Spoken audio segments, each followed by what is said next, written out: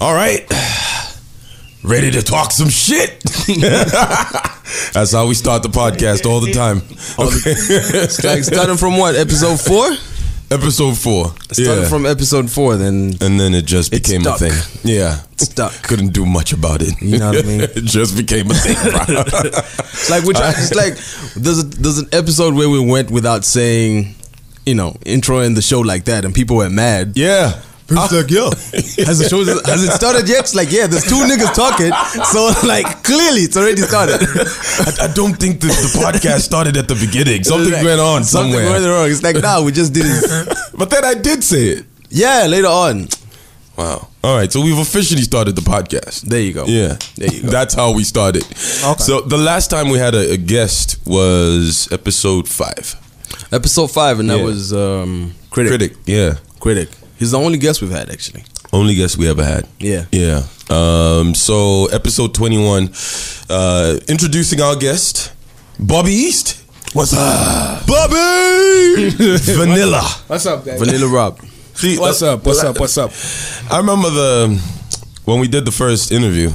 Were you calling yourself Vanilla by then? No, I don't think so. So did you like look at yourself in the mirror one day and be like, wait a minute, I kind of look like Vanilla. Kind of light skin. Oh man, this chick was teasing me a lot. She was like, you're vanilla of the skin and you are out of fashion. Nobody likes that.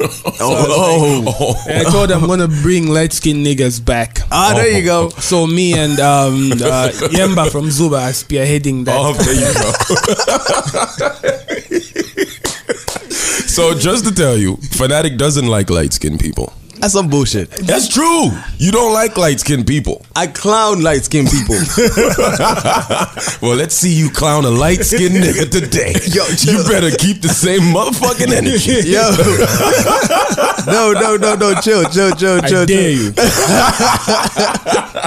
It's like I got something today and I posted it in the Raw Conversations group. And I was like, fam. So now that you mentioned was it the yellow bones after 1 round thing? Yeah.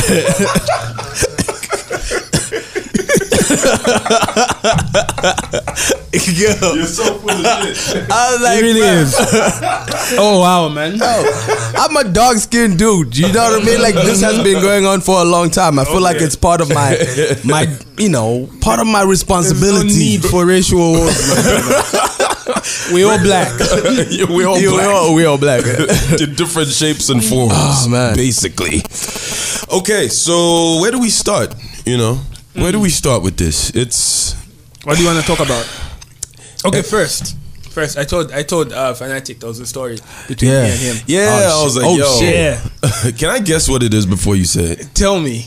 Did he curve you with music on radio? Because he's done that to a lot of people. No. Okay, so it's not. What are you talking about? Nigga. Like all the niggas I put on. Yeah, but still, there's an equal amount of people that you curved. Yeah.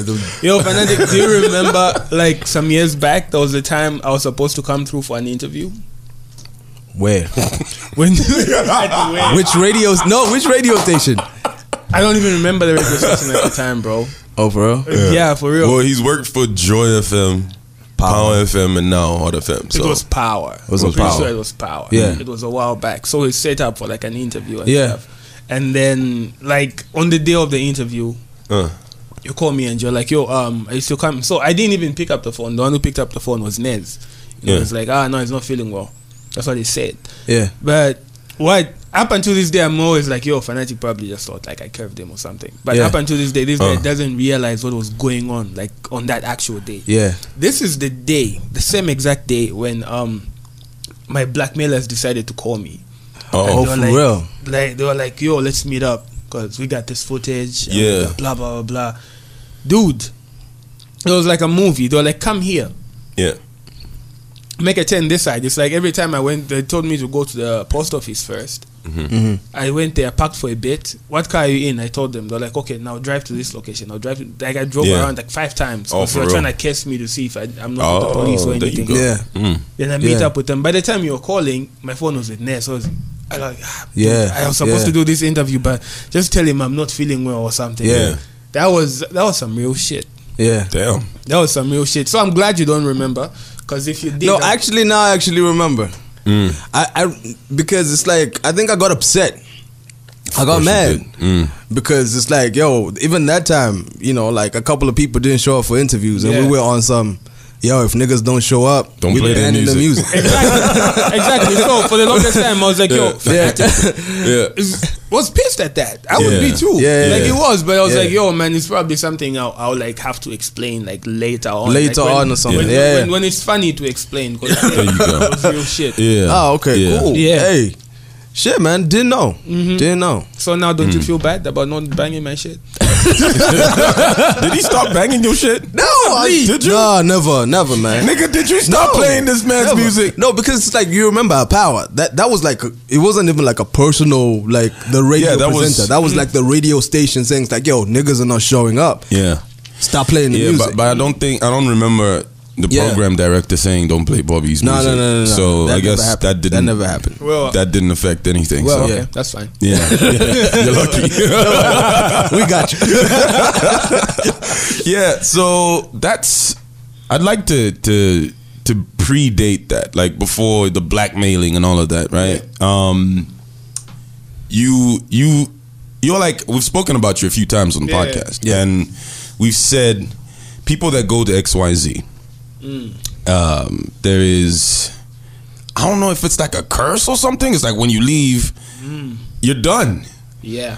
You know? Yeah. But then with you, I've always said if you left, you would still be able to hold the ground because you were big before you joined the crew. I think so too. I think I'm one of the few people that was ever signed that wasn't like just out of the rough. Like I was already like a known guy when they signed me. By the way, I wasn't as big as I am now, but still I had like a few, like I had fans, you know. So no, you did. Even when we were negotiating the terms, I was like, yo, bro, I'm bringing this to the table. So can you be nice with my deal and stuff like that? Which is why I think my deal has worked out for me and it kind of like fell through for everyone else.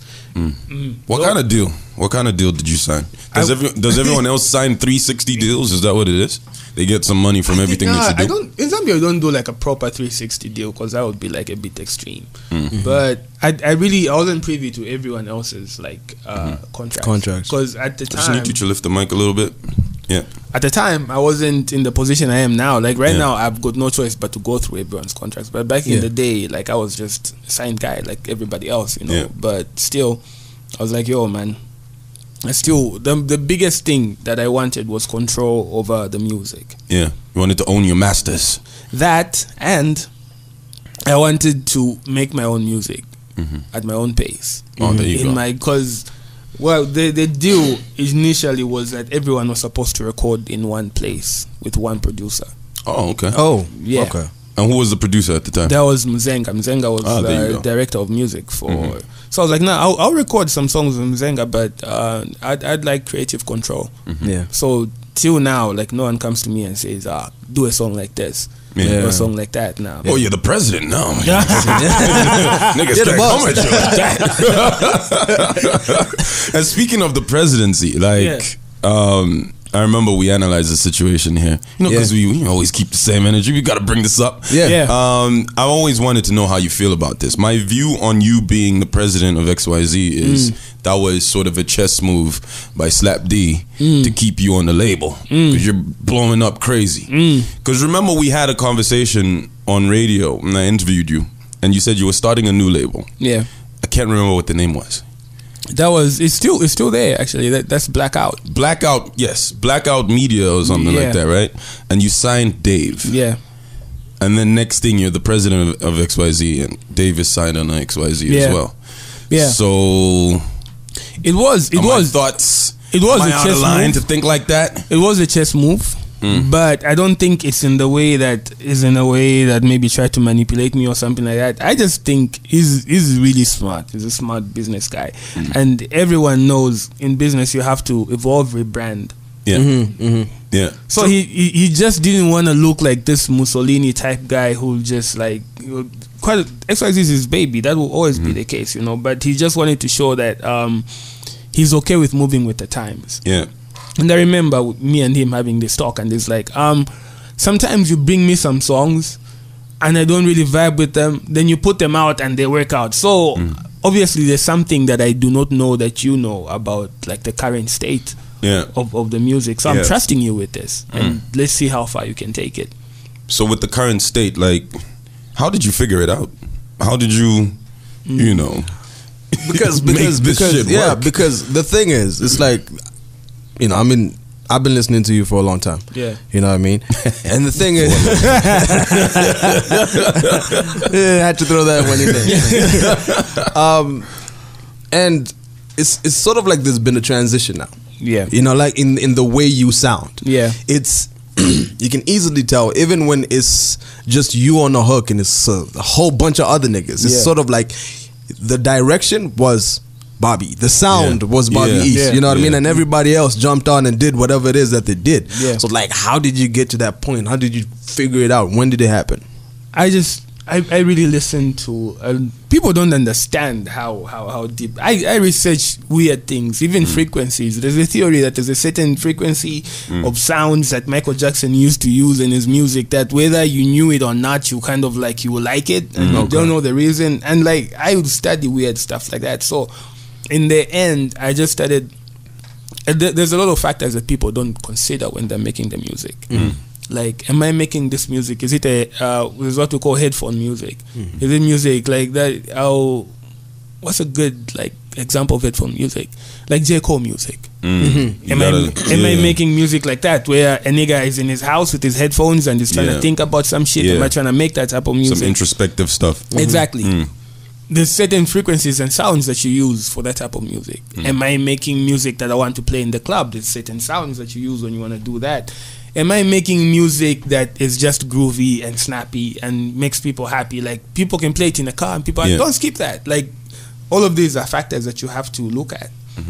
So I looked at the music and how like it affects people differently, certain types of music. So I started researching grime. My first research was into grime because I like the UK people are just, I was like, everyone is having a good time. The dancing is all jivey and whatever. I kind of adopted my rhythm or my pace from that, from grime. Then I realized one very important thing. These people, they write into the music. They do not write above the music. Okay. If you're a rappy kind of guy, you write on top of the instrumental. You're not going off the instrumental, but you're on top of it. Whereas when you're trying to make the type of music that I've made of late, you're almost in the music. You sit in a pocket, you find the groove. Somewhere in between a kick and the snare, you put your line.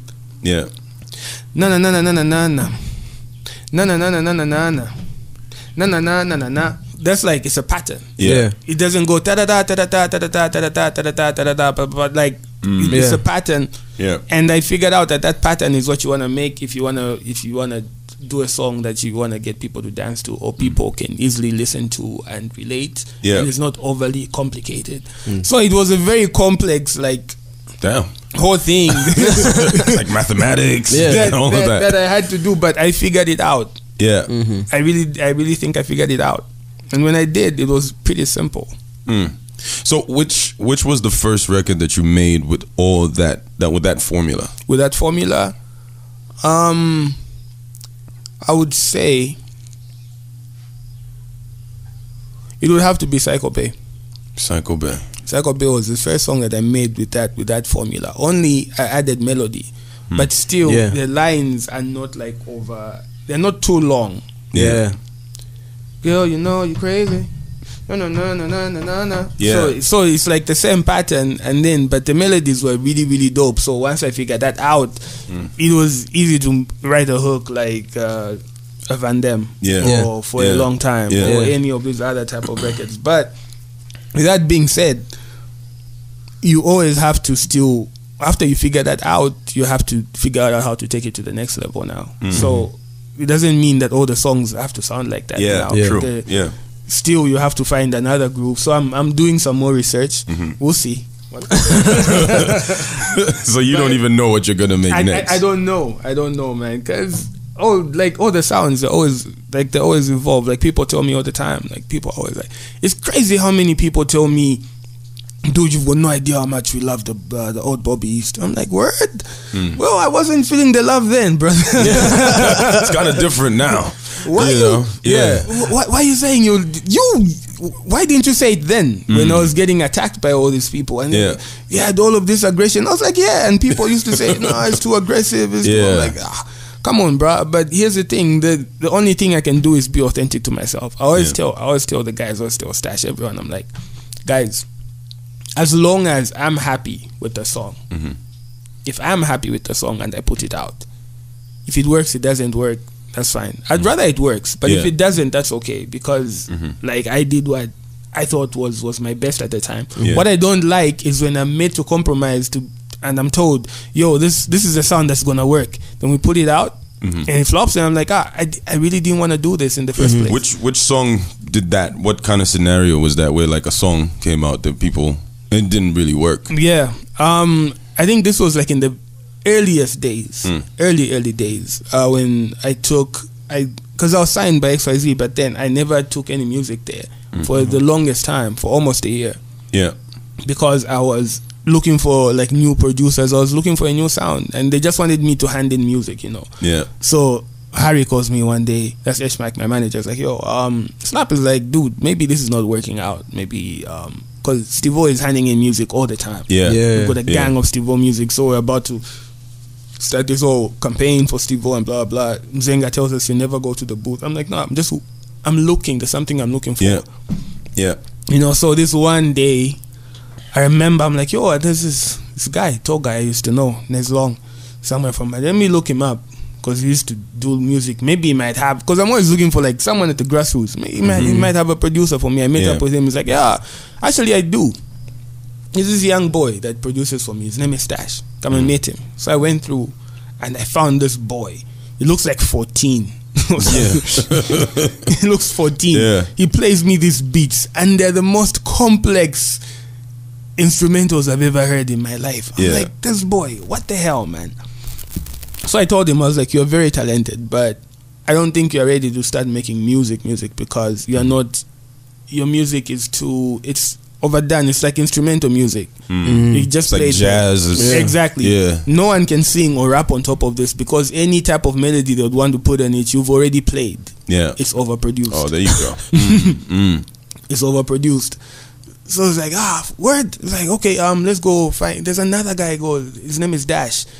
So I remember Nez was staying in Matero. Then it's like, Dash is in Emersdale. Like, okay, cool. Let's take a walk. We took a walk. It's a long walk. We found this guy Dash, and he played me some trap beats. I was like, yo, fam, this is fire. I want to record on this. Do you think we can record? Because I'm doing an album for XYZ. Do you think you can produce that for me? He was like, yeah, cool. And then I remember he grabbed all of his equipment and took it to Nez's house in Matero. And for a week, we just recorded non-stop. Wow. That's when we recorded Head Mail and Groupie and like a bunch of songs that later came out as singles were recorded in a single week. Wow. And this is at the time when this guy is like, okay, I'm about to cancel this guy's contract, and I show up with a flash. I'm like, yo, I've got some music. Oh, for real? Damn. And he plays it, he's like, damn. This is dope. This is dope. Shit. It's like, this Head Mail song, this one is going to blow up. But there's a song you did with Mzenga. So this song now is the one I want to talk about when you ask me that question. Saying, is there a song that you never liked? There was a song called Sanduka. I remember that song. Hated that song with a passion. I was doing it almost as an experiment. I think because I was signed to Slapdee. Sometimes you want to do songs that are almost related to what your mentor does. To kind of like get in their good books and whatever. So he loved it because it sounded like if that was a Slapdee record, would have blown up. Banger. But people didn't know me for such kind of a song. And they was like, no, this is our song. I even paid for a video for this song. This is our song. I was like, okay, can we have a compromise? If we're going to put out this song, can we put out this song Hate Me as well? Like, dude, this is a good song, but this is a song you put in an album. This song has no hook. Can't play in the club. What am I supposed to do with this song? And I remember we argued for like 2 days straight. Until we're like, okay, we're going to put both of them out. Then now the question came down to which one do we put out first? And in my heart I knew if this guy puts out Sanduka first, no one would download Hate Mail. Because it'd be like, man, this guy. So I called Harry. I was like, Harry, if you've ever done for me anything for me in your life, convince this man that we put out hate mail first. Yeah. And it's only like a few weeks ago when we were at like an event where Harry told me, he's like, you've got no idea the type of fight me and Slap got into for me to convince him to put out hate mail first. It was like, okay, he likes saying one thing though. Like if you insist on doing something, it's like, okay, you want to do it, but it's on you. Yeah. Yeah. That means if it gets fucked up, that is your fault. Yeah. There you go. That is your fault. So, man, but then hate mail came out, and I knew like it would work. Yeah. But it overworked. What do you mean? Overworked? I knew it would work. Yeah. But it blew up too fast. And was that scary for you when something blows up becomes too big? Yes. Sort of like Van Damme. Was that scary for you? No, because it was pretty slow. Okay. Van Damme dropped in like December, and then it blew up. Oh, so it was a slow burner. It was a slow burner. I'd rather have I tell the guys all the time, the songs that we call a flash in the pan. And most of the time we do such songs when we're trying to do promo.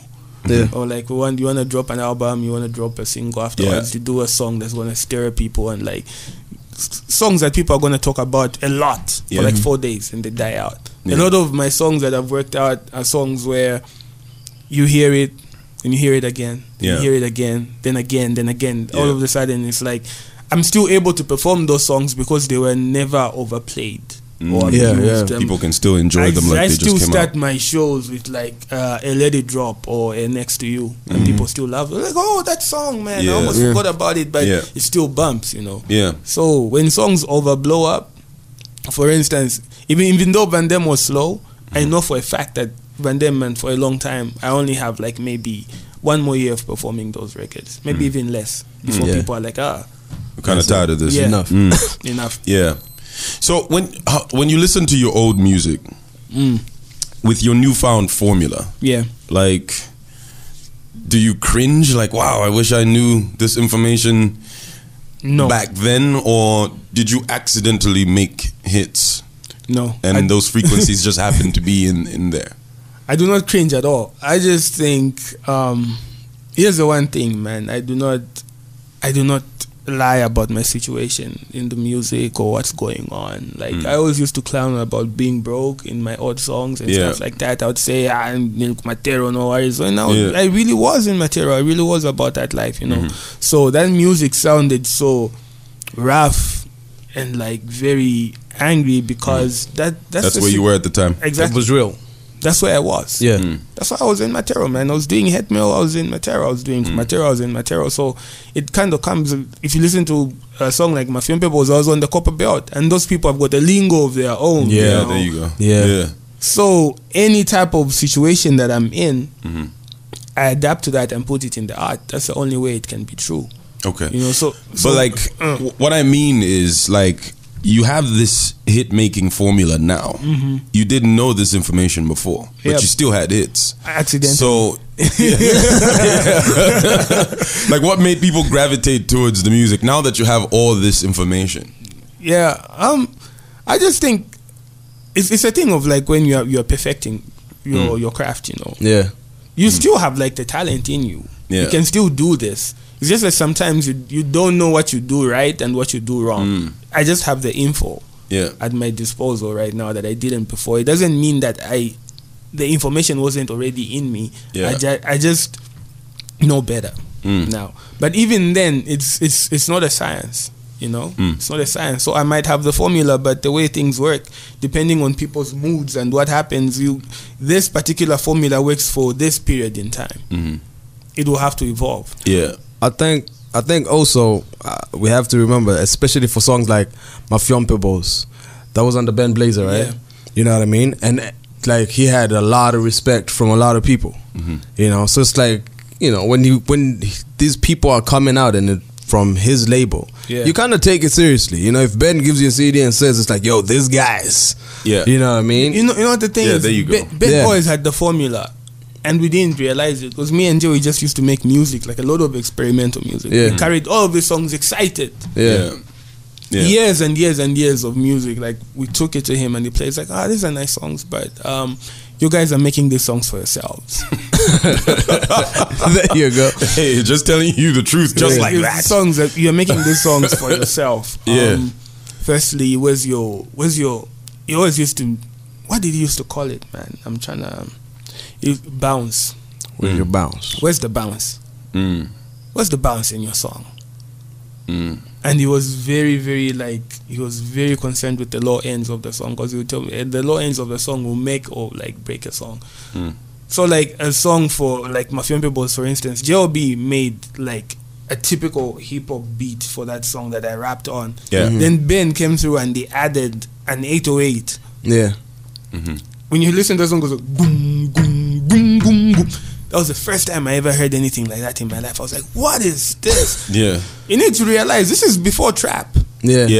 Before trap blew up the way it has. This is before, if there was any type of trap, it was T.I. type trap. And no one was really playing around with the 808s and making them like, he would make an 808 like it's a bass line. And that was the first time I ever heard someone do that or saw someone do it. And now it's like the norm, you know. It's the thing now. It's the in thing. It's the in thing. But the first time I ever saw it was with Ben. He would play it like an 808 on the keyboard. I'm like, dude, wow, are you insane? So Ben was like ahead of his time, like extremely. Always has been. The man is a genius. He is. And I don't even front. Like before then, the only Blazer music I know was all of these Dunka hits, because he created that. He did. That was his. He literally made that sound. Dunka. There's a debate though. Who else? Tivo said he started it. With what song? Cactus Agonies. The Cactus Agony track. Which one is that? Because Concrete? No, not Concrete. Body Don't Lie? Is it Body Don't Lie? Body Don't Lie? Oh yeah. I remember that one. With Body Don't Lie. Body Don't Lie, yeah. Because he was saying it's like he basically heard the reggaeton beats at that particular time. You know what I mean? And I was like, damn. But Dunka is actually different from reggaeton. If you're talking about that record sounds like a reggaeton record. Dunka, if you go into production and whatever, the way you put your snares and your drums and everything else is totally different from how you make a reggaeton song. There are some dancehall records that also utilize the Dunka method. There's also like Caribbean music that you the typical Zambian Dunka with a snare 9. Any producer who snare 9. Okay, every producer knows the snare. It's the most annoying thing in the most of these. You just go, it's loud as hell. That was invented by Ben. Wow, there you go. He invented that, and I won't even lie to you, I hated it. Straight up. I hated it. So when we were first, here's the thing, me and Jay are doing production for Francia. And she went to SA with her sister, and she was like, I've got this project that this guy's recorded for me. Then Ben was with Peterson. They listened to the songs like, oh, this is really dope. Who produces? Like, it's just some guys in Chunga. Like, oh, introduce me to them. So at one point we're in Chunga, just chilling. In walks in Ben Blazer and Peterson. Wow. And Ben is like, I want you guys to come to Kitwe. Like, oh, okay. So at the time I had respect for him because he had all of these songs playing on the radio. I didn't necessarily like the music. I was like, this guy probably isn't, because me and Jay, we thought we were like better music. We were like, we're so musical, bro. We are so musical, and this Dunka stuff. Boy, was I wrong. For real, I went there like 1 week. I was like, dude, we don't know anything. Wow. There's nothing that we know. This man took all of this wisdom that he had, all of this wisdom, and he simplified it for the people. I think I said this a while back. I don't remember who I was doing an interview with, and I was like, there's two things involved. You either want critical acclaim, like for the critics, or you want a large fan base. You want financial gain and stuff like that. So at the time, I think we were making music that was like musical. This guy was making music that wasn't musical, but that doesn't mean that he didn't have the musical stuff in him. He just, that wasn't the path that he was on. He wanted to secure the bag. You know what I mean? There you go. So this is something I tell even these young rappers, man. They're like, oh man, we rap better. I'm like, dude, listen, most of these cats that you think can't rap can actually rap very well. And if you go toe to toe on like a hip hop song with them, they'll probably murk you. But that's not their aim. Yeah. I gave this example. I was like, you wanna be that rappy rap guy until you are at a festival and you come after Afunika, bruh. I did Day of Thunder last year. Yeah. I was after Afunika and T-Sean. Wow. There you go. As a rap act. Yeah. After Afunika and T-Sean. Yeah. Very before Pato Ranking, I am a rapper. These guys have got melody going for them. They've got groove. Yeah. Imagine me just going in, just doing a proper hip hop set and just messing up everyone's party in the middle of that. Yeah. It's crazy. Yeah. Ish. So, when you started music, did you ever think you'd evolve into what you've evolved into now? Because you were like really like, bars and stuff. And then now it's a different wave. Here's the thing, when I started music, a lot of people don't know this. Like, I was in a group, myself, J.O.B. and my cousin Charlie. And we're called Solace. Called Solace, like the place to hide and stuff? Yes. Okay. You can imagine from that name, a lot of our music was very melodic. Yeah. Extremely melodic.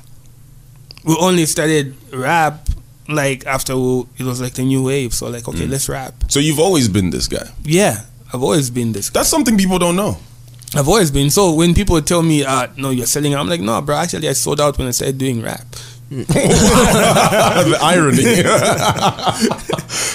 I sold out when I started doing rap, So, I never thought that. But when I started doing the rap, and I was really happy with it, and all of these bars and whatever, then, and you have to understand as well, I'm doing this, the beginning of my career is on the Copper Belt, and those guys have always had their own sound. It's just that Lusaka is catching on now. Otherwise, there's always been music that's bumping only in Kitwe. That's true. Yeah, and it's that's huge. True. When you go there, it's like a whole different world. Like that actually once happened. My older brother was in Kitwe, right? Yeah, and he was telling me about this guy called Afunika. And I'm like, nah, I don't know who the hell that is. It's like, no, he's got shows here with, I don't know if it was Zayn then or whatever. He's doing shows and whatever. It's like, nah, we don't know that dude. He came on Joy FM with W Star. Yeah. Like he wasn't alone. He was with like 4 other niggas. Yeah. And then like each one got their song played and whatever it is. Kind of like upcoming artist, whatever. Oh, wow. You know what I mean? But like he was big that time. That's so crazy. You know what I mean? So on the Copper Belt, I'd be like, at one point, we're like this Blazer group that's huge. We come here to Lusaka, we do our shows, are huge. We go to Copper Belt. Yeah. And we hear people screaming more for this. Who are the hell are these motherfuckers? People are losing their damn minds. Yeah. So even back then, I always used to know. I was like, yo, if you wanna rock a crowd, if you wanna do a festival, if you wanna it's really important to get the crowd moving. And I remember I follow Kanye a lot. Yeah. And I remember Kanye once said when making Graduation, was trying to make stadium music. Stadium status. Yeah. Because he was on tour with, was it U2 or something? It was Coldplay. Coldplay. And he realized, he had all of this dope hip-hop records, proper hip-hop records on College Dropout, and he's like, but they're really hard to perform, to get the people moving. It's like all of these guys who've never been booked for a huge festival, for anything like that, it's easy to talk until you are on stage and you're like, oh snap. Yeah. And the corporates always come up to you and they're like, that was a very good job, thank you, we'll call you again. Or they won't. And niggas never call you again. Exactly. Because I think it's kind of like what Pusha T was talking about. I was listening to an interview they were talking about. And I think this is where you probably even said when you were talking about the difference. It's like, do you want that critical acclaim? Or do you want the big flashy crowds? Because he was saying, it's like, look, I am happiest with the 2,000 people. It's like the 2,000, those guys who know my music and whatever. And it's like, for him, that's his crowd. So you see, it's all about preference. You know what I mean? That's his niche. You know what I mean? So the problem comes in now when you just want to make everyone happy. There you go. Yeah. You want everyone to love you. It can never happen. Yeah. It can never happen. Just choose your path and go with it. If it was like just bars, people need to understand like we do not have big enough hip hop community in Z to. I need the money to carry you and feed you. To carry you, of course. You know what I mean? You find that cats who say stuff like that, they've got other things going on for them. This is my job. Music is my job, so I feed my child. So whatever makes me the most bags is what I'm gonna go for. You know, so it's easy to talk from that perspective and be like, "Yeah, I'm this rapper, I'm dope. You're whack." Okay, cool, man. But can you make a hit? There you go. And people look down on it. They look down on it a lot. Like they just repeat a bunch of words. Dude, can you do it? Yeah. Make 3 or 4. And just say, not okay, everyone can do that. I don't want to do it. I can if I wanted to, but what I figured out the most, and this is not for everyone, but most of the time, people who are very, very good, like lyrical rappers, most of the time, beat selection not so much. Making a hook not so much. Not very musical. But they can rap. And I think the genius in that should be recognizing that early. Exactly. And probably trying to finding, you know, people around you who can do that for you. You know what I mean? Kind of like, it's like this, heard this also a while back, and I don't think he'll be mad if I said this. 5'4", and he was telling Buff this. He was saying, it's like, look, it's like I can rap all day. You know what I mean? But like just the hook shit, not really my thing. And that's true. I mean, when you listen to his records, you know, Niweweka with Salmata, I mean, the bars are fire, you know, and then they put something in there and just made beautiful music. You know what I mean? So sometimes other people are lucky. They'll have a dope A&R. You'll get you like the perfect example of this is Biggie and Puff. Yeah, that was a great combo. Too much. Because here's this guy telling you these horrible stories, like stories that you wouldn't want to even listen to, and then Diddy just comes through and gives him the glossiest beats of all time. Like it's candy. That is sweet beats, and this guy is just going off. So you're there, you're grooving, and then you're listening, you're like, this guy is talking about shooting some people, and robbing some people. Did this guy just say, when I die, fuck it, I want to go to hell? That's a piece of shit. It ain't hard to fucking tell. Some dope though. Too much.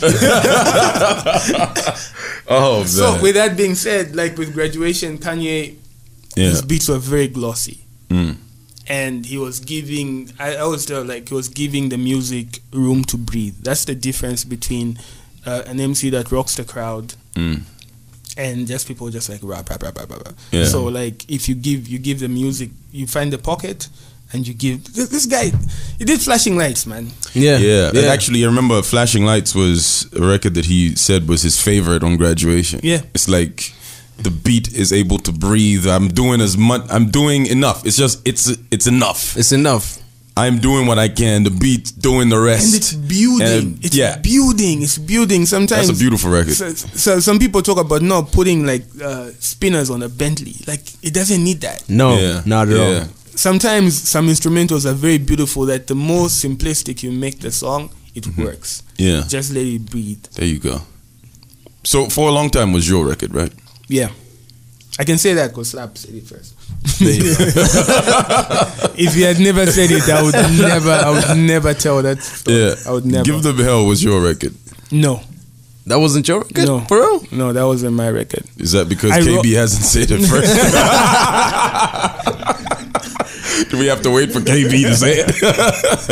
No, I wrote the record. How did that happen? But I wrote the record for KB. It's different. Oh, you wrote it for him? Yeah, it's different with like For a Long Time, which I wrote for myself. Oh, okay. And later it turned out to be a Slap song. That's why I'm saying this. I wrote the song, but I wrote it for KB. How bad did you want that For a Long Time record to be yours, though? That's a hard record. I didn't. You didn't? Not even in the slightest. Really? Yeah. Why is that? Because I was trying to put out music. I had this idea for the album. Then I had these songs that I wanted to go out there and just be like for buzz. So when I wrote that record, I finished the record and I offered it to a bunch of DJs. I wanted it to be like DJ What featuring Bobby East. For real? And yeah, I offered it to DJ Cooks. I offered it to H-Mac, who didn't like it. He didn't like the record. Damn. There you go. Must be kicking himself right now. Yeah. He didn't like the record. So afterwards, I was even like, I don't know, man. Maybe we should just slap it onto the album. It's fine. Let's just do like a quick. I was gonna do like a little viral video for it because it had like 2 other verses. We're just gonna do that and put it out. Then I remember I was trying to get Slap on I Forgive You with Mac. And so he came over to the crib. So he's listening to this song. And I could tell from like his facial expressions, like, I don't think this guy wants to go into this territory. He's like, I'll come back and record it tomorrow. I was like, I'll do just me and Mac. That's okay. So I saved that. And then Harry was like, oh, can you play him that song that you want to give me? I was like, okay, cool. So I played it. And this guy who said, no, I'll come back tomorrow, is like, I'm getting this. I'm getting this. I was like, okay, cool. I think I was doing a video shoot for Van Damme, so I even drove out. We went to meet up with Sheffy and them. When I came back, Stash plays me the song. I'm like, oh damn, this just went to a whole other level. The song worked out the way it did because it came out like that. Yeah. So no, I wouldn't wish that it was my record. Here's the thing, I got the best of both. Like I got my credit for the song. Yeah, there you go. I fed off that song a lot. Yeah. So plus I got to do a song with like my big homie. There you go. Which was that was pretty dope. Yeah. So Nez Long putting you on a record with Sheffy. Yeah. Like, when did you know that Sheffy was going to be on that record? Because I remember remember that big controversy that came out after that, the Legend record, you know, people were making comparisons and stuff. Yeah. And then now you get to be on a song with someone that you respect. Yeah. With Van Damme, I can say this as well because Nate said it first. I recorded that album for my album. The song for the album. Yeah. I recorded it as a song for myself. Then I listened to it some more and I was like, yo, Nez has got this gritty bounce. This is like really hood. I was like, this hook is really nice, it's whatever, but it's a bit upper. And I want to make it a little more street. Yeah. Add like a verse or something. Added a verse. I was like, dude, I love this verse so much. Just get the song. Get it. It like, you just offered it to him. Yeah. And I get the song. Get it. And then he recorded the second verse. And then it was like, I really want to get Sheffy on this. I was like, that would be dope if he agrees. I didn't think he would, to be honest. I was like, if he agrees, that's okay. Yeah. And then he called me back like a day later. I was like, yo, Sheffy sent back the verse. Yeah. I went and I listened. I was like, dude, this is such a banger. Yeah. This is such a banger. And I remember feeling so excited and happy because you have to understand, Nez and I have been working together and a lot of people didn't know. It was like, he was rapping, he was putting out records, but he never had like his big shot. So I was really excited for him. I was like, dude, this song is going to blow up so much. Yeah. It's going to be fire. Yeah. There you go. Yeah. And it did. It did. It was everywhere. I didn't know how big that song was until I was at the Jameson Connect show. Which one? The one where you got so drunk.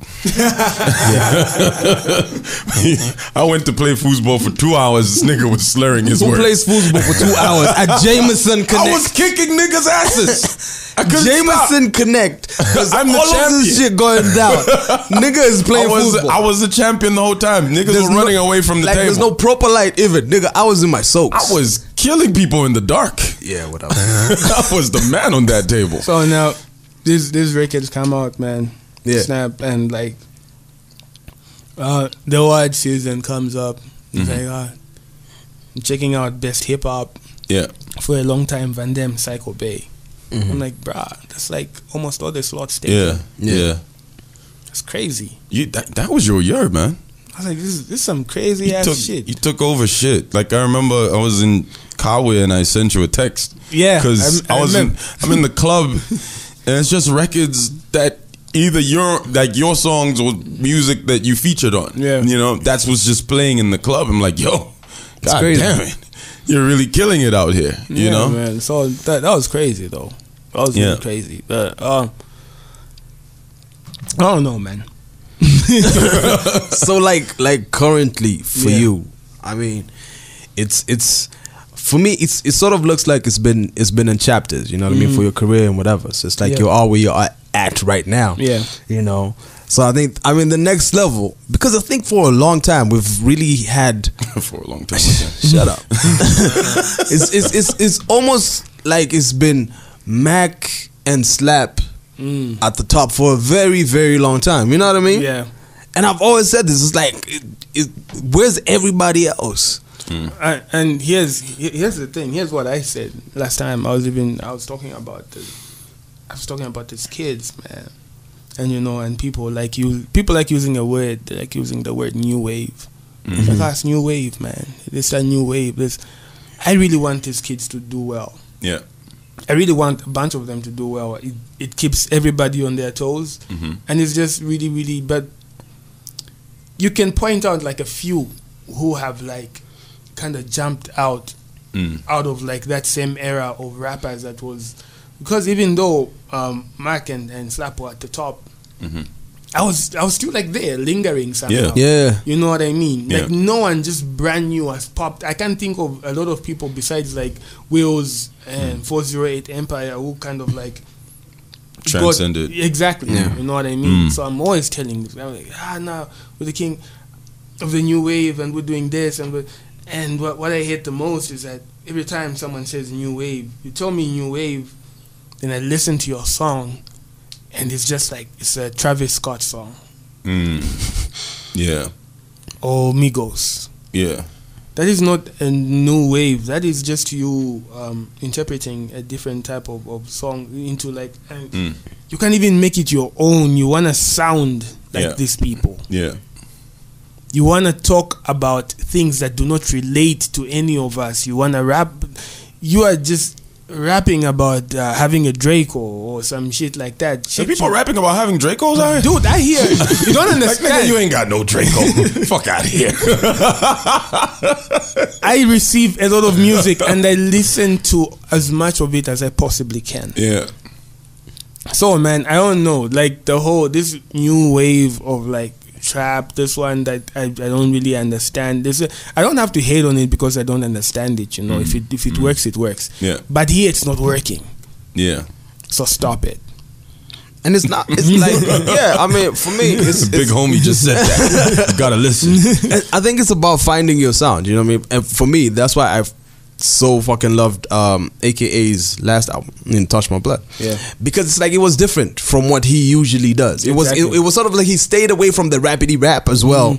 And it's like, singing, happy, you listen to Zone. It's like there's so much diversity on the album. Yeah. And that's what I loved about it. So it's like finding your own lane. And these guys don't need to find a lane, they need to sound authentic. I need to know that you're Zambian when I'm listening to your song. Yeah. I need you to tell me a story that I can relate to. Yeah. And you know, when you're the guy that's at the top, you expect people to take shots at you. Yeah. You know, left, right, and center. Yeah. And that's what's been happening. Even before I was the guy at the top, I've always been like the easier target. Why do people target you? Like is it because you're light skinned? Here's the thing. I think I should ask a bunch of these niggas because a lot of these guys are my friends now. Yeah. Yeah. Tick is my good friend now. So one day I'll be like, yo, Tick, man, what was the issue, bro? Yeah, what was the beef between you guys? With me and Tick. There was no female involved? No, bruh. Usually women, you know? No, there was no female involved whatsoever. I think it was the time of the ZMAs. Yeah. The time of the ZMAs and our albums were going up against each other. Yeah. You know? And at first what happened was like Slap's album was added to the list of nominees. I remember that. Even though it wasn't out. The album wasn't out yet. And I remember, I called these niggas, man. I called Slap, I called Harry. I was like, yo, you're niggas. If your niggas go ahead with this shit. Yeah. You can't even brag about that. I'm like, I'm out. Yeah. Like, seriously, I'm out. If your niggas go ahead with this shit, I am out. This shit ain't right. Yeah. You mean you were going to be out, like, leave the label out? I was like, I'll be out, because, well, what are we doing then? Yeah, man. You're using your name to kind of, like, override everyone. Yeah. And it's like, nah, but I didn't do this shit. I was like, yeah, you're right. You didn't. But you can still... You can fix it. Walk away. Yeah. And in the end, he kind of saw that and he walked away. Yeah. So it was just me and Tick. So like there was no issues until like Twitter. You know how Twitter is. Yeah. He would start retweeting stuff. Like people saying that other album blah blah blah. So he's liking stuff like this and whatever. And I was like, yo, bruh. And but retweets are endorsements. They are endorsements. Yeah.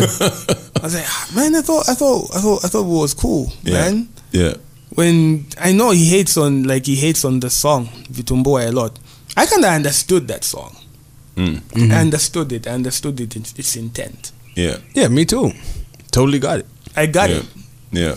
It wasn't a shit song at all. It was very, very clever. Yeah. Extremely clever. It was witty. So Tick, stop hating on that song, bro. I think he's stopped now. I think he's realized it was like a pivotal. Yeah, it was pivotal moment. It's part of your journey, man. I love that song. It's a good song. You know. So I was like, me and this guy used to have these conversations and whatever. Then why can't we just play nice? Yeah. You know. So at the time, both of us were young, very petty. So I tweeted some shit. What did you say? Oh man, I was like, what did I say, man? Was it that heavy? No, it wasn't heavy. I'm just trying to remember exactly what it was. Yeah. I was like, I think my opponent is scared, or some shit like that. Just tell your people to vote for you. Oh shit! There you go. God damn, it's kind of cold. Then that started that whole thing, man. Yeah. It was crazy. Yeah, it was crazy. Then I'm like, this is some really child. And before the award, I was like, oh, bro, man, no, man. Yeah, and then you won the award. Yeah, this is some bullshit. Before the actual award ceremony, I met up with him. He was with his madam, you know. Yeah, I was like, dog, this is like some childish shit. Like, it doesn't matter. So you guys squashed it. We squashed it. Yeah. You know what I mean? I was like, nah, man, it doesn't matter. And truly, like, me and Tick talk a lot now. Yeah. Because he's like an elder statesman, like I am. We were like neighbors in Kabwata for a little bit when I was staying in Kabwata. So we'd have like a beer, me, him, and TAP.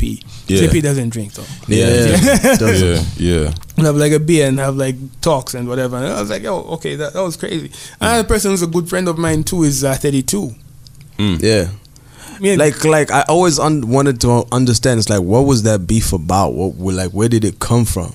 Here's the thing with most of these, man, and all of them. And I'll say this, like, for the record, I never started shit.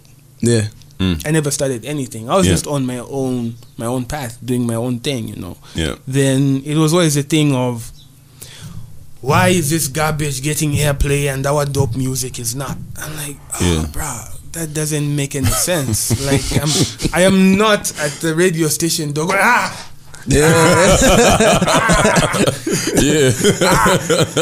wasn't that guy, you know. But, and if you talk about a thing like, you have to realize that I would have like issues with one person, but the entire clique, because most of these guys will have like rappers, they'll come through. Yeah, they'll come through, man. Take at these people, and they'll come all the way through, man. The records left, right, center. 32 and them had his whole gang, man. Yeah. Even that one little white boy looks like Justin Bieber. Always. Fuck Bobby, man. Fuck Bobby, man. I remember interviewing them, and yo, this dude was really Bobby. vocal. What's his name again? Nick. Like, yeah. I'm like, I've never met this Caucasian gentleman. Where is all of this aggression coming from? Yeah. Oh, so you never had a personal issue with him? Never. Really? So that stemmed from them being in the same crew with 32. I think they just hated my music, man. They hated the music, and they were very vocal about hating the music. Yeah. But the weird thing is, it's like they were cool with Rough Kid though. No, that's the thing. It's like, look, when you come, what are you trying to say? No, what I was saying. What are you trying to say? No, look, what I'm trying to say is, it's I don't know, because it's like there's certain music that Rough Kid put out, and I was like, nah, fam, I don't like this, and it's like I don't think this should be getting airplay. Yeah. My personal opinion, you know what I mean? And I'm like, why didn't they keep the same energy? You know, like, it's like if they didn't like that music, it's like, is it a personal thing? That's why I thought it was personal. There was nothing. I didn't know these niggas, man. I didn't know these niggas. But me and 32 were cool. Even with his brother, like, cool dude now. Yeah, but back Slim. in the day, they would go all the way in. Yeah. On this Facebook, and it was always like super personal. Fuck this nigga. I'm like, bruh, like it's one thing to say the song is garbage, but fuck this nigga.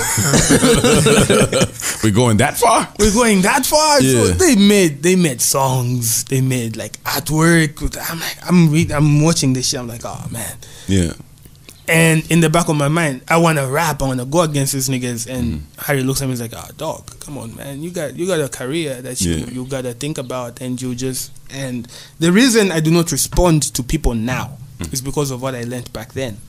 Which is what? You have to understand, at this point, I've put out Hate Mail, the biggest hip-hop record in the country at the time. And if you go back to that year, every single rapper was making party music. It was party music all the way. Then all of a sudden, niggas wanted to rap again. Niggas wanted to make hip-hop again. When they start doing hip-hop, I make dance music, then they want to make dance music again. This is me having my soldier boy. I know, right?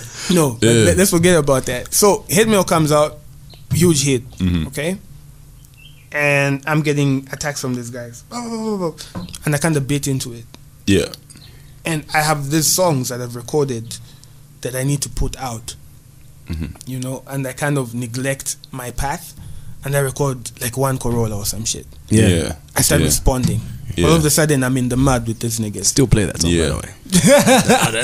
You still playing diss records, bro? No, I still play it. I'm like, yo, it's a dope track. It's like I play what, like, look, so I play whatever. It's like we're not gonna. So like I put out that song. Did you see them in like one Corolla? And then that's when you put out that record? What was that about? No. Like one Corolla basically talks about how we're gonna pull up. Me and my homies. There you go. Me and my homies gonna pull up on you. And you'd be thinking, they came in a tiny ass car. It's just 4 of them.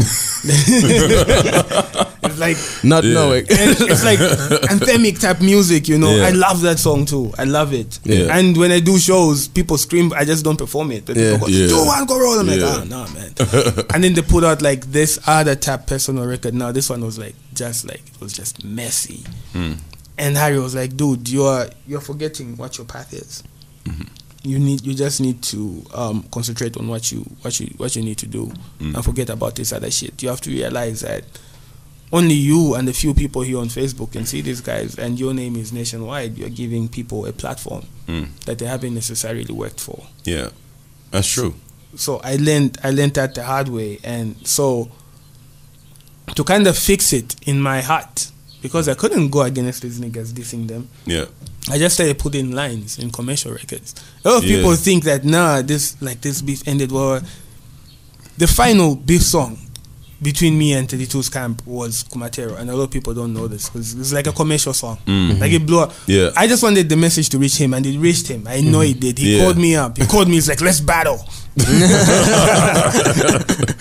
Oh, so you just did like what Drake or Jay-Z would do. Exactly. Like just throwing little subliminals. It was in there. The subliminals were there. Like, let's battle. It's like, this is for you. When you listen to this record, you will hear. You will know I'm talking about you. You know what I'm talking about. Yeah. So, like I've read publications and people saying, man, he kind of lost that beef because those guys went against him. I'm like, I don't know, man. I don't know. If you look at which songs lasted longer and which songs had the most impact, like I said, flash in the pan and like longevity and stuff like that. So, but anyways, 32, don't come at me, dog. You're my nigga. I'm just telling a story. We're just talking, shooting shit. I'm just telling a story, man. Yeah. Yeah, that's what happened, dog. So, it is what it is. But, throughout the years, man, it's always been. Yeah. So, remember the show that went down, the XYZ versus Coppola thing? Yeah. I feel like the Coppola guys kind of owned that night. Bro. They kind of just took that night. Bro. No. I think they kind of took that night, man. Bro, no. Why do you say no? Bro, no. Why do I say no? Loyalty. Yeah, I understand loyalty. You know what I mean? Here's what I'm a Lusaka dude, but then I can say that those guys killed it. Here's what I'll tell you. Here's what I'll tell you. Neither XYZ or Coppola won that night. But Slap came out to say we won. I'll tell you who won. I'll tell you who won. Sheffy. Okay, explain that. Chef 187 was like he had the biggest reaction out of everybody. Yeah. When he got on stage, it was his I remember gig. that. Yeah, I remember that. When he got on stage, it was his gig. Yeah. And I saw that. Mm-hmm. I was like, yo, this guy huge. He's out of here. Yeah. I feel like if you guys did it now, it would be a different story. Because you and Slap performed, what was that song? Bafana. Yeah. Which is a good song, but it wasn't. It's not a song I would have personally chose. Yeah. It's not a song I would have personally. Even after the event, Slap came up to me and they apologized. Like, yo, I should have just let you do your own thing. Yeah. That song kind of ruined your set a little bit. I was like, he was like, I would have let you choose your own record. But now, For a Long Time comes on. Yo, you fucking shit up. Psycho Babe plays next to you. All this shit, like. Now I think, we'll be like, okay. I mean, Sheffy got anthems too. Now it's like you could go head to head. I think with so the too. hits. I think so too.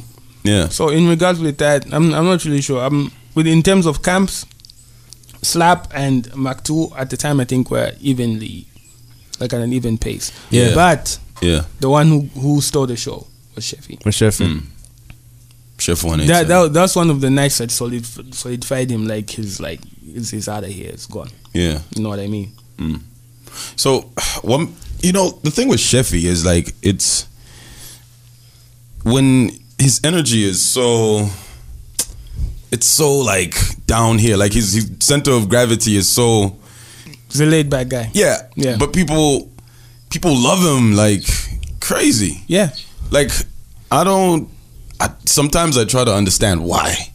Like, what is it about him? When you meet him, he's really shy. Yeah, he's very chill, very laid back. Yeah. But, I think for me, it's just like he's a bit of a unicorn. It's like, I think that same whole demeanor of him being so quiet and saying some of the most ridiculous shit on the records, it's mind-boggling to people. So you just want to, it's like, yo, this dude. Yeah. Yeah.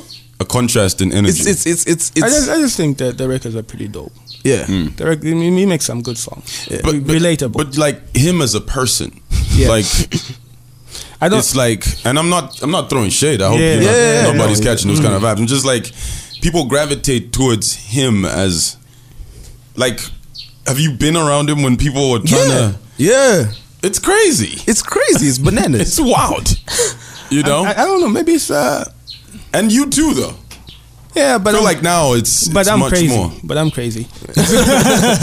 Yeah, you are, but I think we're seeing that more. We're seeing that more now. Yeah. You know what I mean? Yeah. I mean, I saw that video you put up with the dude from Zuba. The Yemba. And I'm like, I'm smashing your sister. And I'm like, what the fuck is this? And I'm like, oh, okay. I want to see where this goes. You know what I mean? That's some disrespectful shit. Yeah. That was a joke from me and him were in a sitcom once. Oh, for real? Yeah. And I was smashing his sister in the sitcom. So I called him by the name that we used to call him in. Oh, I see. So it was like a continuation type thing. Oh, there you go. Really there you go. Yeah, so I've just noticed there's an old saying in Hollywood, celebrity is as celebrity does.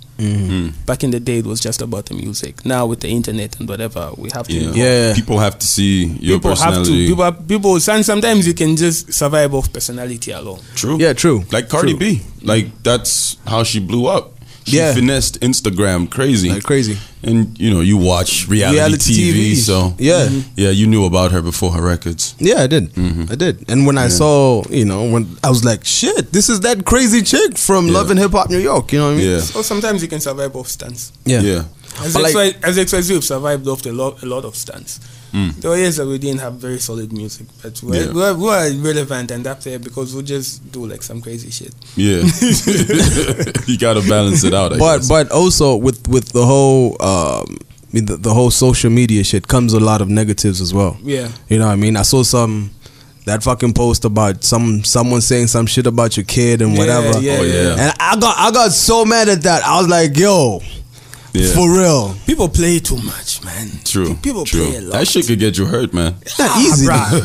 Easy. I was like this kid, man. And as a kid, I think it's maybe like 2021. I'm like, yo, man, this. Some disrespect for sure. I'm like, yo. Wait, how did you find out how old he was? Did you. Dude, put some people on him. I was Liam Neeson for like 4 hours. Yeah, the old Liam Neeson. You. I was Liam Neeson for like 4 hours. I was like, I'm gonna find this kid. Yeah. Did you find him? And I'm gonna kick his ass. Did you find him? I came down. I came the fuck down. Before you found him? Yeah. But you located him and shit. Just easy. Wow. Don't say shit on the internet if your name and your face is there. I will find you. You found him. Shit. I know A-Lips. Wow. That's crazy. Yeah, you gotta put that information out more to scare these trolls, because a lot of people just the keyboard gangsters. Yeah, the keyboard crips. Man, you better be using a fake account if you're coming at me and you say something that might get you hurt. I'll find you. Yeah.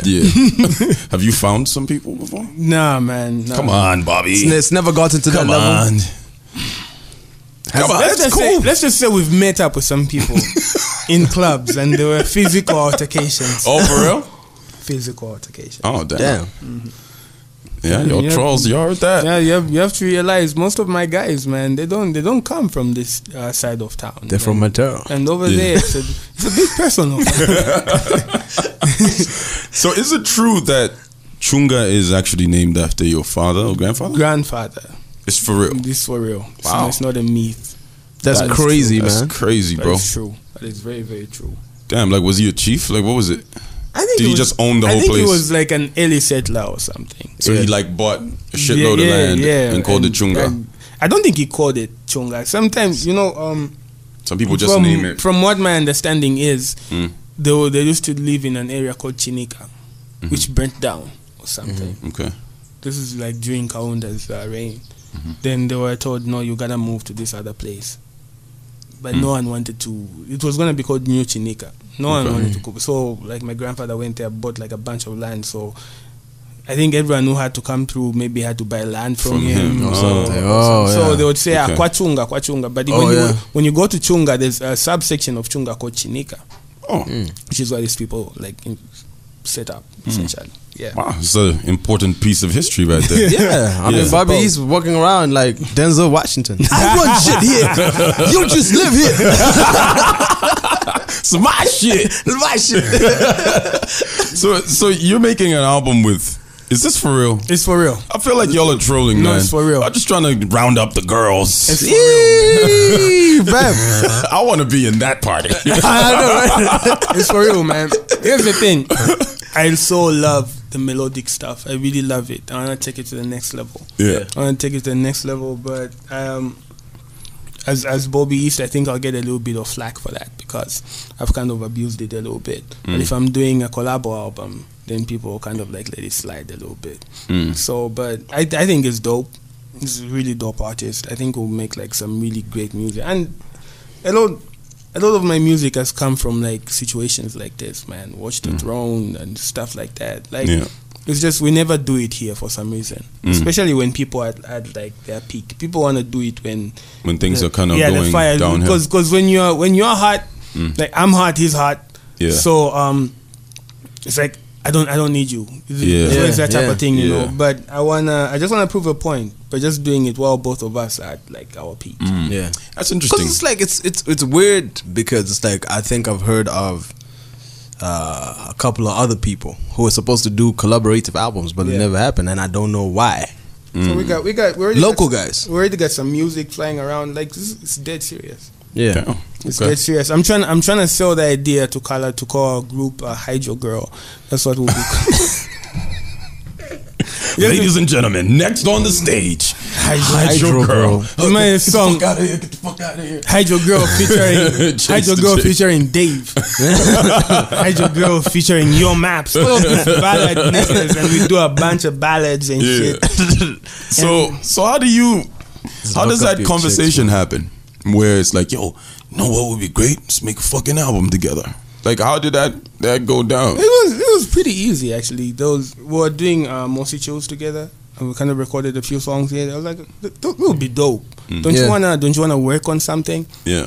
Because my initial plan was to maybe do an album with someone like Dave or Slap or some shit. But I was like, man, it's like it's XYZ. We're always like keeping this shit internal. Like there's nothing. For me, I wouldn't have thought that you would have done an album with Slap at this point. That's what I was thinking. It's like, oh, now you've got like a record that worked. Like for a long time, was huge. So you know how you work together. It would take forever to finish that album, man. For real. Both of us are difficult people. Yeah. Extremely difficult and very opinionated. Like it would take a while. Yeah. But it's a pipeline dream of mine. Well, Kanye and Jay-Z pulled it off. I know they had crazy arguments. I think the idea I'll come up with, I'll be like, yo, here's what we're gonna do. You come up with 6 songs, I'll come up with 6. Then we're gonna bring them and tell me what you like from my bunch. I'll tell you what I like from yours. Then we're gonna put Put them I'll do on. a verse on that. You do a verse on this. If we get like 3-4 records from that, we keep them. Then another 6. Wow, that's a long process right there. Until it's done. Yeah. But we record super fast, so it's doable. Okay. So, like, what's Kaladocious, like, what's his work ethic? Because, like, when you're doing something together, it goes with how the other person works and how you're able to mesh that, you know? Kaladocious' work ethic, I think he's very efficient. Extremely efficient. You have to realize this is a guy who's been pushing for his, like, people kind of always knew he was there, but it took a while. Yeah. For people to go like, damn, this guy is really, really dope. And he wants to cement that. Yeah. He wants to be the top guy. And there's nothing better than that. Yeah. Than the person who feels they still have something to prove. Yeah. Dude, I wake up every day feeling like I'm shit. I'm like, I haven't done anything. I haven't done shit. I haven't accomplished anything. The day that hunger dies, I'll stop doing music. I wake up every day feeling this ain't shit. This ain't it. People think they're critical of me. I'm way more critical than anyone else of my own shit. So you're trying to prove a point to yourself all the time. Because you feel like you've proved that point to other people already, though. No. You still feel like some people don't get it? Yeah. Without a doubt. Wow. Like people don't get it. Like people talk about legacy and respect a lot. Yeah, I think especially when it comes to hip hop fans, it's always an issue of what have you done for me lately. They forget easily. True. Yeah, true. They forget and they'll jump on any new bandwagon and disrespect you. You're like, bruh. Yeah. What you talking about? You're a has-been or something. Yeah. If you go and talk about the bars, I brought the bars. You heard the bars. I can rap when I want to. You want to talk about hits? I got the hits. Here we are. Yeah. Yeah. And people, so most of the time people always, like, I remember after everything else, people would attack me or maybe, no, he doesn't do enough shows. Doesn't have enough money. Well, here are your shows, nigga. Yeah. What else you want? Yeah. But... And on a song called Judas, I think, on the album, on the second verse, I say, I'm trying to remember what I say. I say I'm at my best when people hate me. I'd lose it all if everybody loved me. And it's true. Wow. How much of that goes back to like when you were growing up and stuff? I don't think it goes. That only comes in with the music. Just the music. Just the music. Not personal life. No, not personal life, but just the music. Like, yo, man, feed me that criticism. Feed it to me. Like, just go all out. Create a group. Because I think, I mean, like, feed me rappers and feed me beats. It's one of those things. It's like, look, you got the coals. The criticism keeps the fire burning. Yeah. You know what I mean? It's like, you just keep this shit coming. I think it, and for different people, it's different things. I feel like Slap gets a lot of love. It does. I feel like if I woke up today and I went on social media and said, fuck Slap, like the wrath I would get from XYZ fans, fam. Yo, even when you give like a like a compliment that doesn't feel like it's a compliment. Like if it feels half-assed, if they feel like it's half-assed, like yo nigga, just say the whole thing. It's like nigga, what the fuck? I'm the safe guy to kind of diss. No, not anymore. I was. What changed? I don't know what changed, but all of a sudden a bunch of people used to write like the meanest things about me as saying like really nice things. Yeah. And it freaks me out a little bit. Yeah. Yeah, I mean it's kind of one of those things where it's like nigga hates you, his girl likes you music, you know what I mean? Yeah. She's just playing Psycho Bear and all of this shit, you know what I mean? She probably said she'd, fuck him if you know what I mean. If the opportunity presented itself. Yeah, I still love you, baby, but if this nigga came through, I let him smash. So you gotta be nice. You know what I mean? It's just like shit. Might as well be a fan. Fuck it. So it's stressful, man. Yeah. It's stressful. That's gotta be. I just kind of imagine. I mean,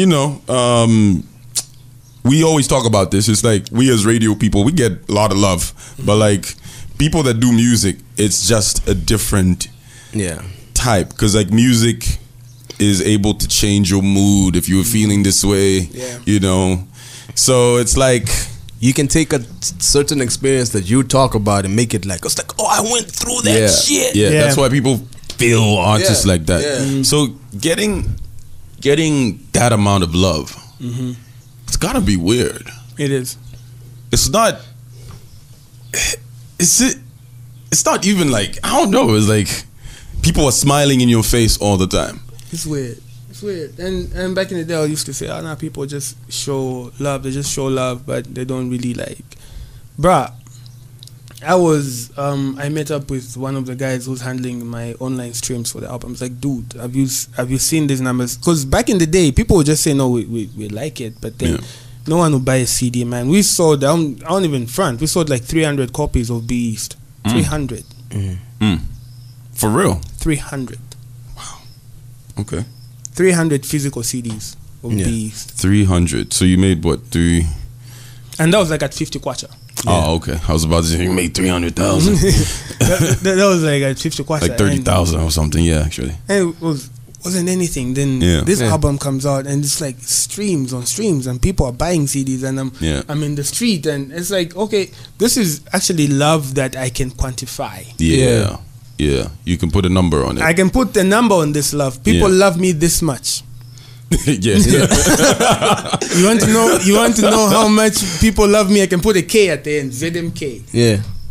There you go. Because I made this. Money. Yeah. I made this of this shit. You know what I mean? So it's pressure.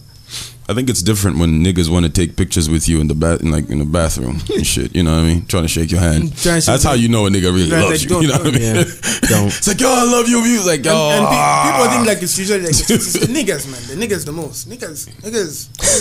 Oh man. You think it's the chicks a lot. You think it's the chicks a lot. The niggas, man. Homies go all the way out. Yeah. They'll change their handles, they'll change everything. Like, oh man, you're my bloody wallpaper, dog. I'm like, yeah. And like, in my mind, I'm thinking, that's crazy. How can I be this nigga's wallpaper? Then I think about it, I was like, snap. In high school, T.I. was my wallpaper. There you go. Oh, there you go. Wow, that's got to be crazy. Yeah. You're that guy now. I'm that guy. Shit. So then how do you wake up feeling like you ain't shit then? That's important, bro. So it's just a deliberate thing that you put in your mind. Yeah, it's important. Because that kind of shit to another person could lead them to suicide. I know. Because you wake up feeling like you ain't shit, like you haven't accomplished much since you started. Here's the thing, dog. Like,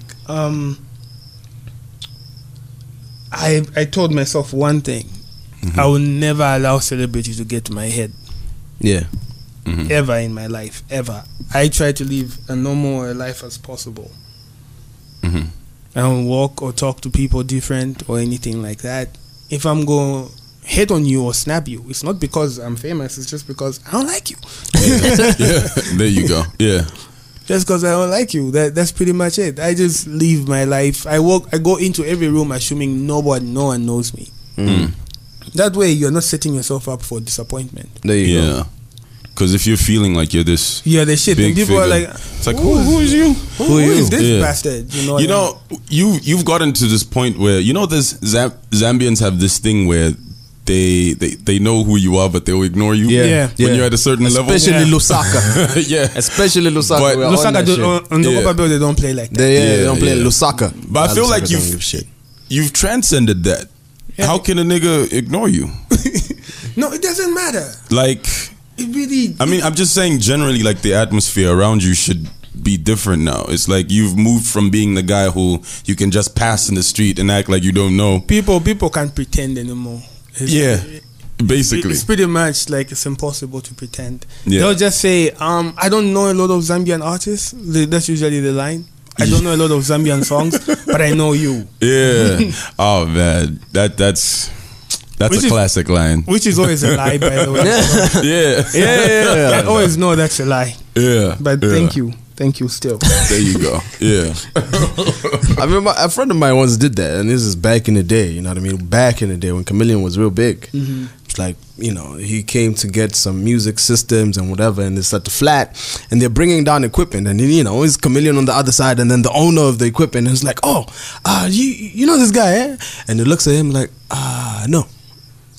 And I'm like, bruh. And then he comes to tell us, it's like, yo, Chameleon is in the States. I just said I don't know him. And I'm like, oh, wow. Like, for what though? You know what I mean? Yeah.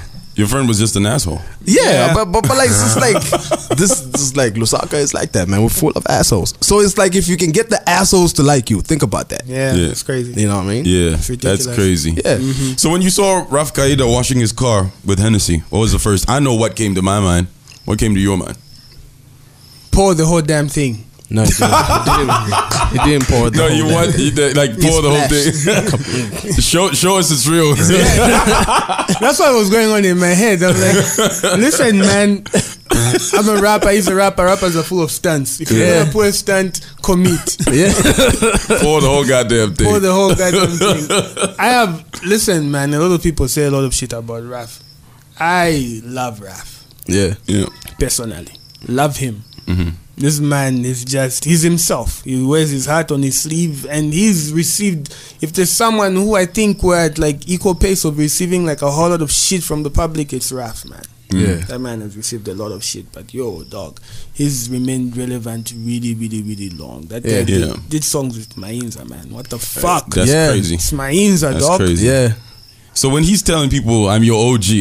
Yeah, people need to. He's not fucking around. He's telling you niggas, I am your fucking OG. Respect me. Yeah. And it is true. It's true. But why doesn't he get that respect? Is it because of antics like that? Maybe. It could be. But I think he's respected by the people that need to respect him. That being his peers.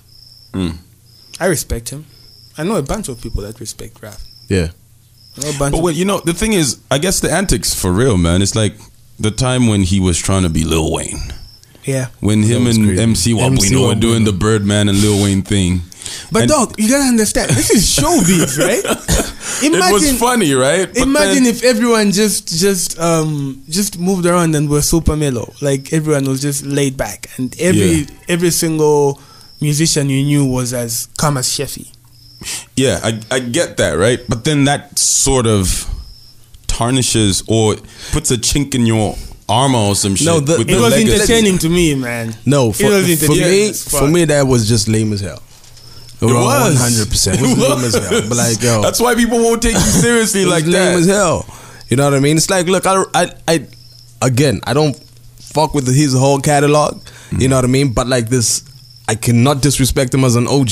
Number one, he does some bangers too. Yeah, he does. You know, like people just forget. I don't forget. You know what I mean? One of the best live performers as well. Yeah, absolutely. Without a doubt. Yeah. Probably the best. When he came out of the coffin, I was like, oh yeah, god damn, bro. People forget. That's an iconic moment. Yeah. Nobody has ever done that before.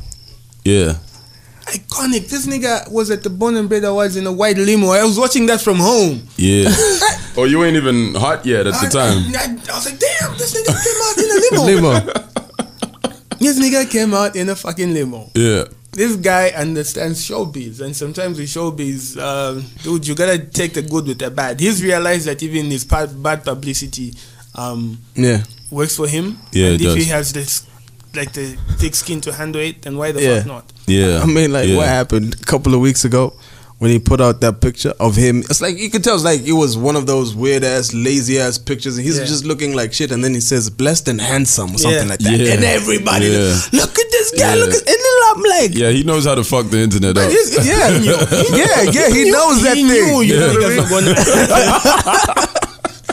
He's a smart guy. He knows he's not fucking like, there you go. Denzel. He knows that shit. Yeah. Straight up. I think it's just one of those ways. He's like, oh, look, I'm about to fuck shit up. Look, boom, I'll fuck shit up. You know what I mean? Like, easy. Look at these peasants. Look at these niggas, right?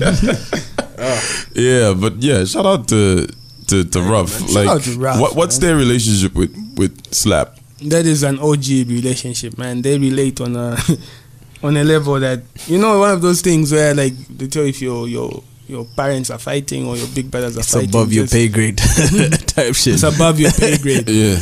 I think they relate on a level that all of us will never know. Because they've been through some shit. They've been through some shit together. A lot of shit, actually. They've been through some shit. Yeah. So they'll occasionally throw shit at each other, but every time they do it, I'm like, this is like for entertainment value in the back of my head. Yeah. But it's real, though. I don't think so. Okay. So they just... I don't think so. There's a few people I know that Slap dislikes. Raf isn't one of them.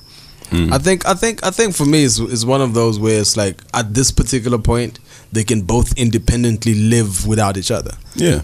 Rough kid, you know. It's been that way for a long time, though. For a long time. But like I think they throw that in, you know, to kind of like... I get a 10 kwacha every time he uses that phrase, by the way. For a long time? Yeah. You must be a rich man. I coined that shit. Okay. For a whiley. Wow.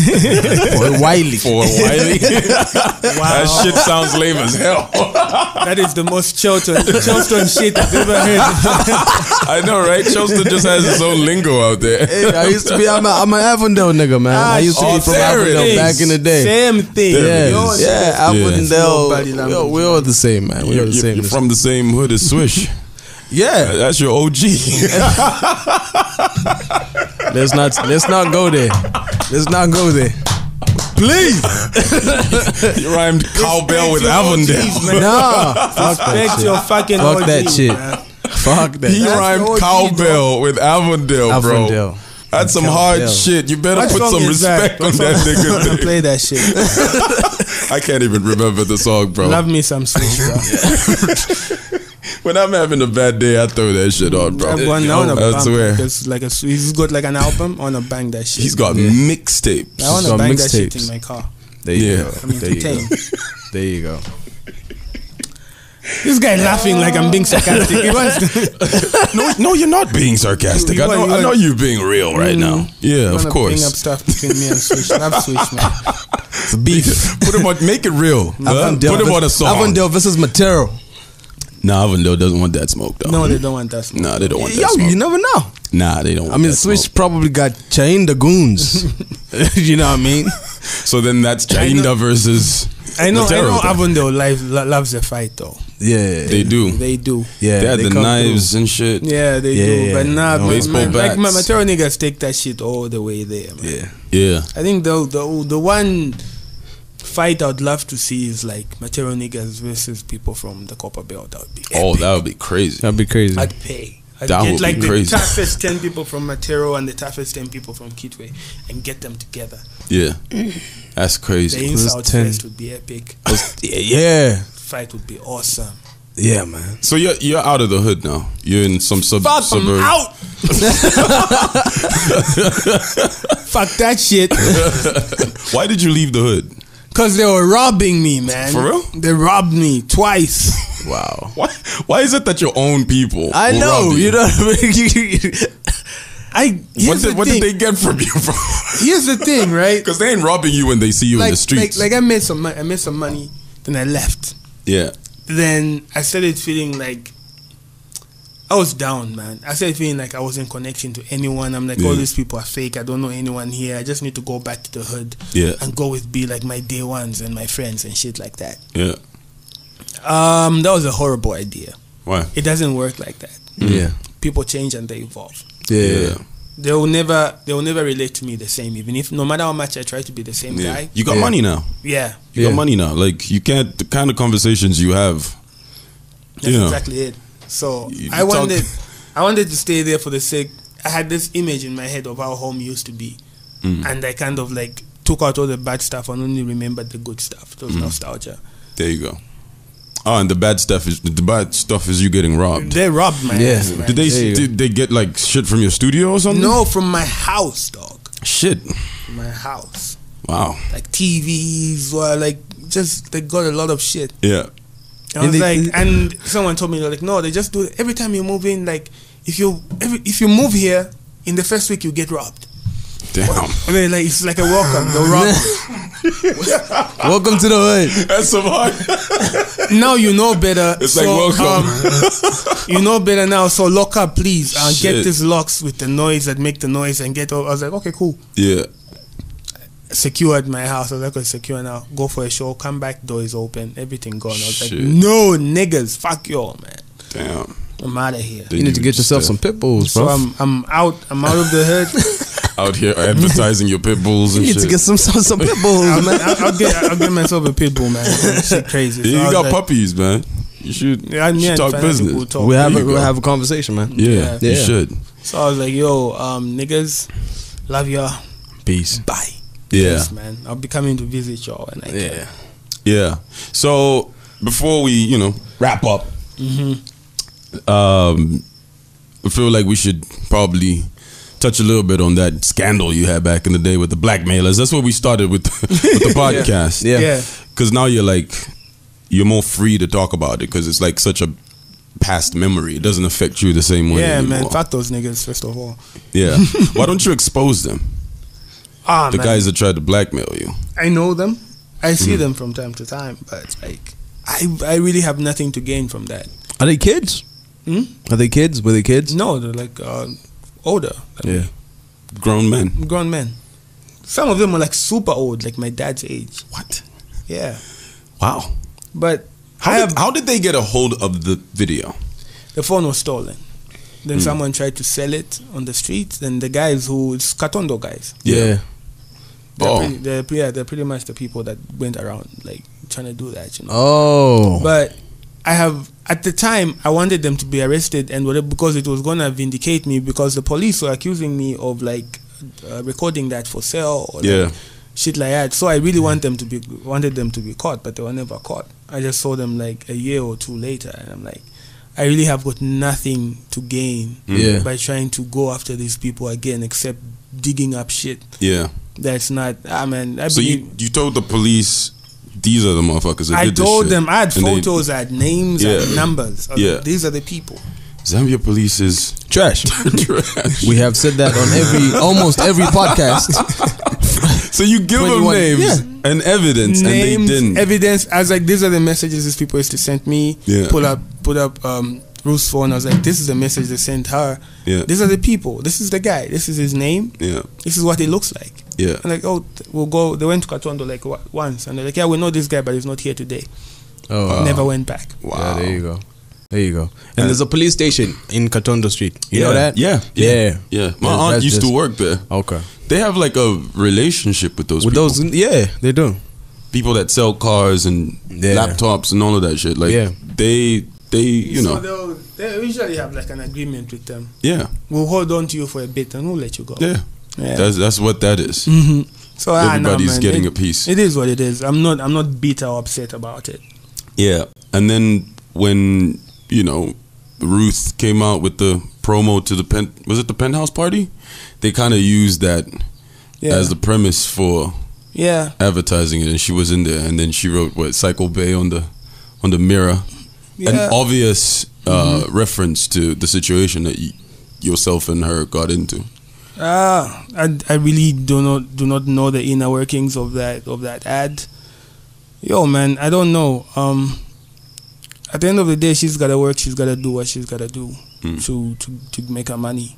Yeah. Yeah. So if that's what it took, you guys didn't have a conversation about that? No. Because you think, this is like something you're trying to bury, trying to make people forget this shit, so you can do whatever it is that you want to do, like make your music and get people off whatever it is that happened in the past, which is something you shook off.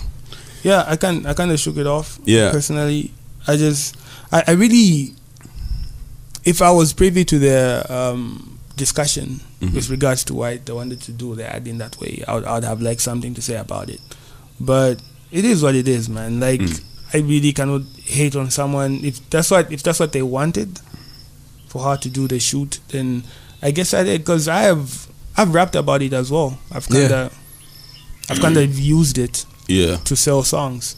You know what I mean? That's to take away the power from the people. Exactly, to take away the power from the people. So I don't know if she felt she ever did that as effectively as she could. So if she thought that was one of the ways to do that, so then you're cool with that. Power to her, man. Power to her. There you go. It's crazy. Yeah. It's a really mature way of handling things. You know what I mean?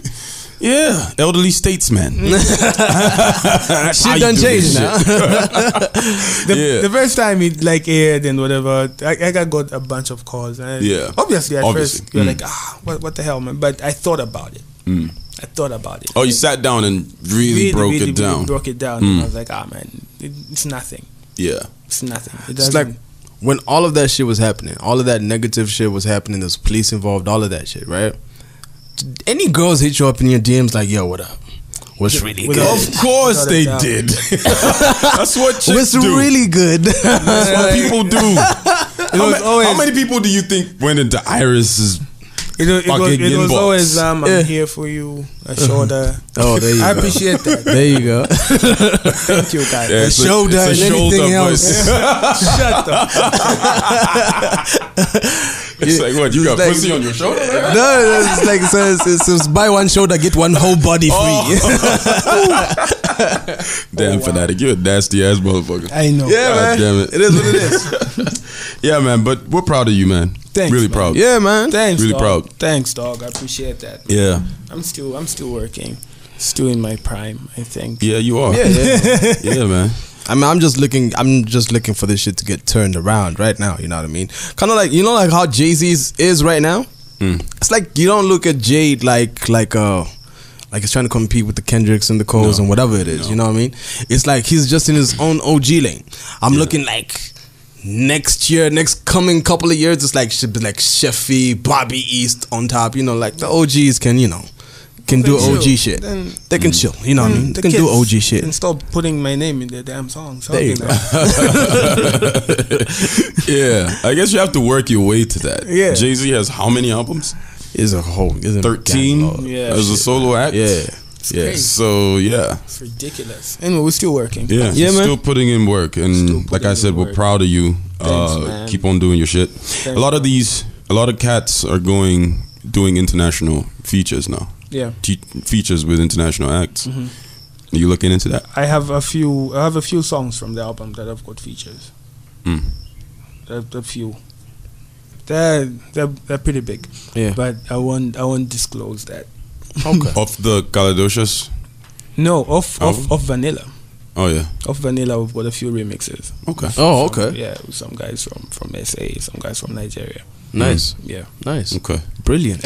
I really didn't want to do the feature for the sake of let's do a feature, because all of the time it's always like we're always like these people like begging these guys and whatever. Yeah. But at the end of the day, I actually figured out that Zambia as a country, we pay a lot to these international acts, more than they receive in other countries. So they're really excited about this market. Yeah. You know what I mean? So I'm like, yo, you wanna be loved in this market, then dude, reach out. Do a song with someone. Yeah. And that's the approach that we used. There you go. Then obviously they had to go through some numbers and check that everything was legit. And that's pretty dope. So we've got a few remixes. I didn't want to put those actual songs on the album because it's my album. I don't want to be overshadowed. But the remix, I can do a remix. That's true. When are you looking at dropping those? Because right now I'm shooting videos. I'm shooting videos for I Forgive You. I'm shooting a video for Jamaica, which is taking the longest time because there's so much going on in the song. So I think after those two videos, I might put out a remix. Okay, Yeah. If you need people for cameo appearances, I got you, Crumbs. Holla at niggas. I got you. I got you. We got each other. I mean, like, you have a song called Jamaica. I mean, come on. Come on now. Oh, I mean, like, reinforce the dreadlocks, stereotype. Man. Come on now. Come on now. Yeah, you better be smoking weed in there too, then. Yeah, no Since problem. you're trying to push the stereotype. No problem. Keep the same energy, man. Fuck you. You have to realize Jamaica is smoking crack and smoking bitches. You wanna be that guy? There you go. And he dies at the end. It's pretty fucked up, isn't it? Yeah. All right, man. Thanks a lot for coming through, man. I appreciate it. It's been dope. I appreciate it. I appreciate it. Yeah. Shit, let me turn my phone on now. Must have a million missed calls and shit. All right, that's our podcast for this week. Bobby East, aka Vanilla. Yep. Rob. Great conversation. Make sure that you subscribe to our different mediums that we have the podcast on. All right, so a whole bunch of them. Yeah, we're on a shitload of platforms. So just choose the one that's perfect for you. But standard, you got SoundCloud, YouTube, Google Podcasts, Apple Podcasts. Shout out to Tony Shook, all right, from Swango. Shout out Tony Schwango Motion Pictures. That's what it is. That's what it is. All right, so yeah, we're out. Episode 21. There you go.